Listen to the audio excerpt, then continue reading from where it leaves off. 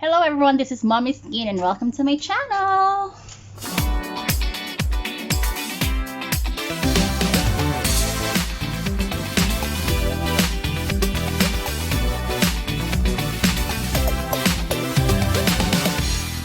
it's been a while since the last time I posted video. Medyo matagal-tagal na rin na nakapag-vlog ako for something. And I think this time, it's a different video that I'm going to post. It's very personal because this past few weeks, medyo hindi in a good state si Momshi because I've been through something, but through the grace and the love of God, I am still alive and kicking, and I can still give you that smile on my face. I believe that God has really a purpose sa lahat ng bagay na nangyayari sa buhay natin, whatever it is, whether it's small or big. May mga pangungusap ang Panginoon sa atin, and we just have to seek Him more pa para maintindihan natin yung mga things na nangyayari sa buhay natin. This is not the time to question God, why He allows things to happen. This is the time where we draw closer to the Lord, sa mga panahon na ito na talaga namang we are into something na this is not the life that we think about years ago na makakaranas tayo. Yung generation natin ay makakaranas ng ganito, the pandemic and all. So much of these things that are going around that makes us emotionally, mentally draining, diba? Dahil naririnig natin tong mga bad news, naririnig natin tong mga negative things around us. So sometimes hindi natin maiwasan na maapektuhan tayo even if we are not involved in that certain situation, but because it happens around us, sa paligid natin, sa families natin, hindi talaga natin maiwasan, hindi tayo maapektuhan. Our emotions and even our pag-iisip minsan hindi nawawala yun sa thinking natin, what if these things are going to happen to us. So this past few weeks, medyo mabigat, medyo draining for me because I'm still not working. So for 4 months na siya. 4 months na hindi ako nag-work.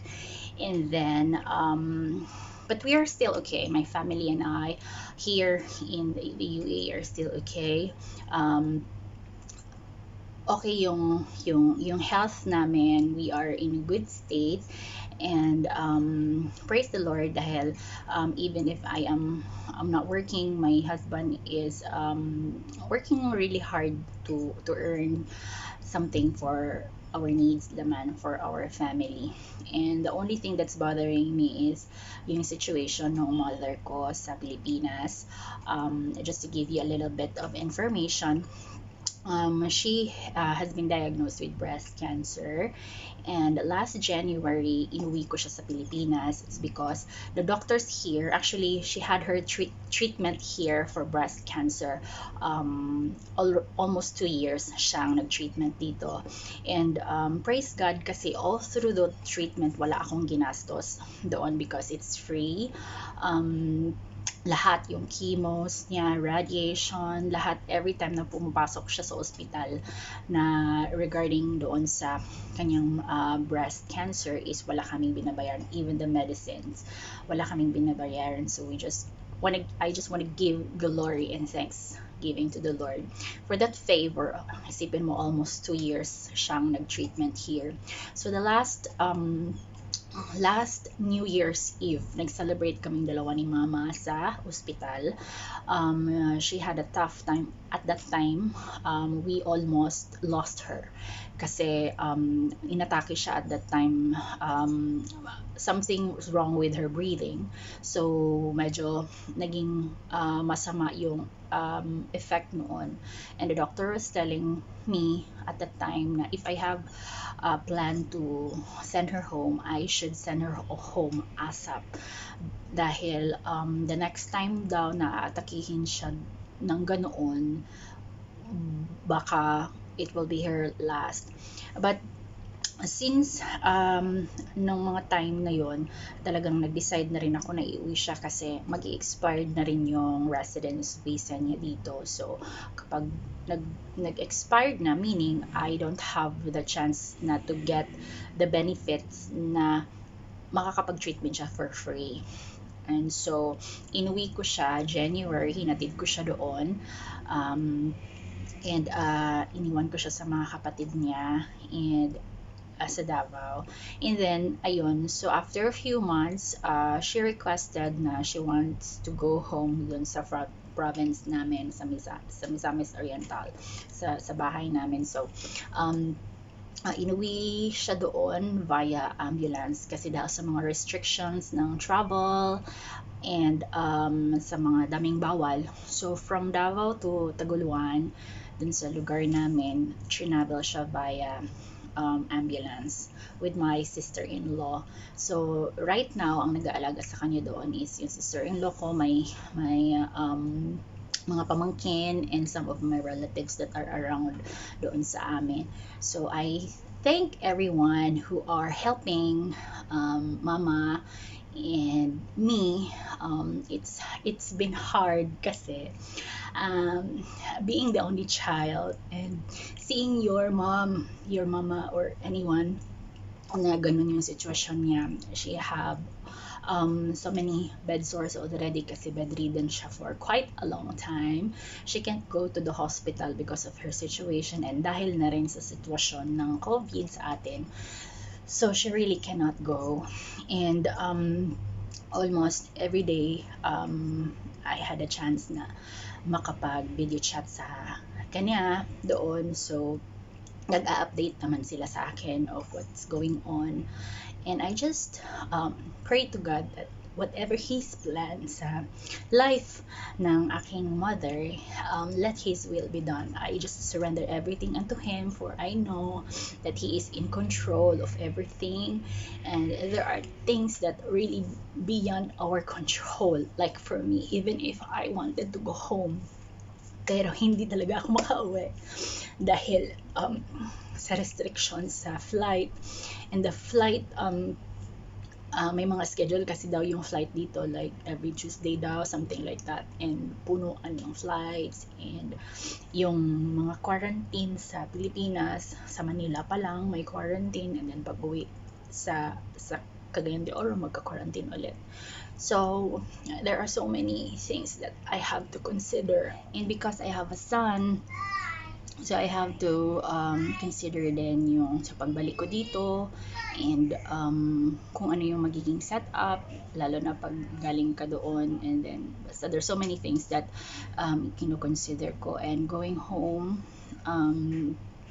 is not really a good decision even if the situations is like this. So I know naman na Mama will understand kung bakit hindi ako makauwi, bakit hindi ko siya maalagaan for this time na medyo mahirap na yung naging kalagayan niya, sitwasyon niya. That's why I always make it a point na makapag video chat doon sa kanila para at least alam niya na I am still looking after her even if nandito ako sa malayo.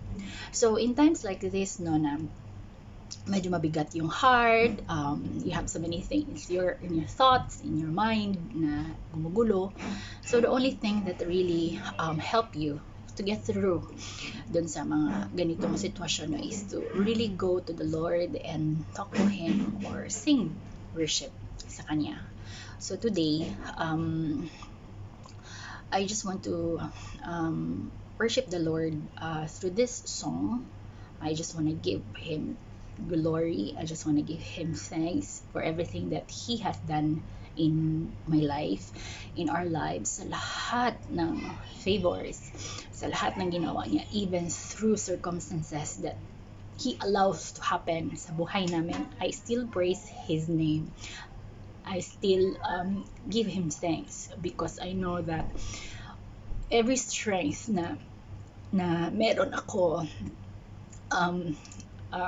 yung strength na um, yung strength na meron ako, I believe that galing to sa Kanya. I cannot, siguro kung wala ako sa Panginoon, if God is not with me all throughout this journey sa buhay ko, sa lahat ng mga ups, lahat ng mga downs, I don't know where am I na. Pero because God is with me, with our family, um, na napagtatagumpayan namin yung bawat sitwasyon, bawat problema.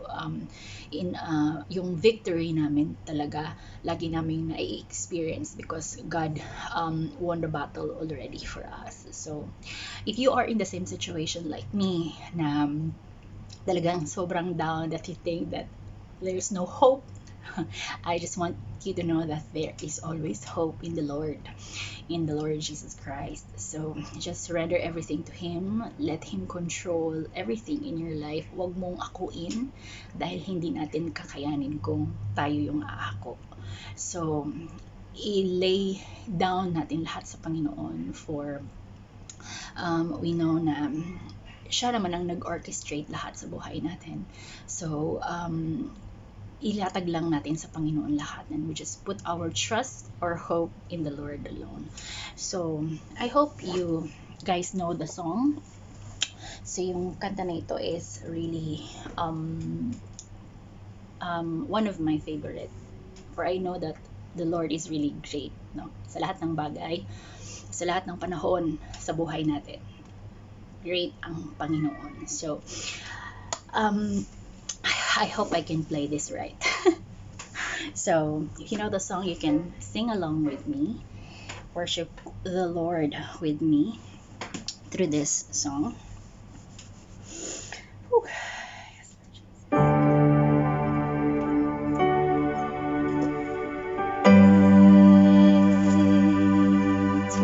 Is the Lord then most worthy of praise in the city of our God, the holy place, the joy of the whole